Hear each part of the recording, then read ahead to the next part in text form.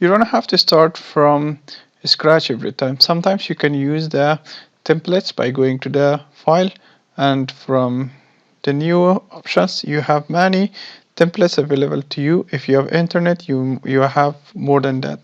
Let's say I want to create a sales report. I can create on sales report. It is a complete pre-designed template that I can use, and I can also change to it.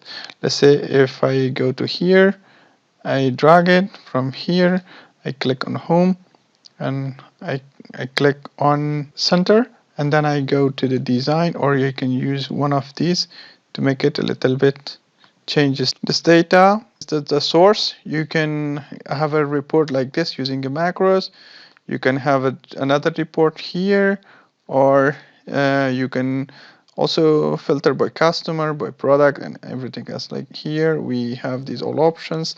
Let's say these are these are product for a specific customer, and all these details are already designed for you. You can use it, you can change it in whatever way you want.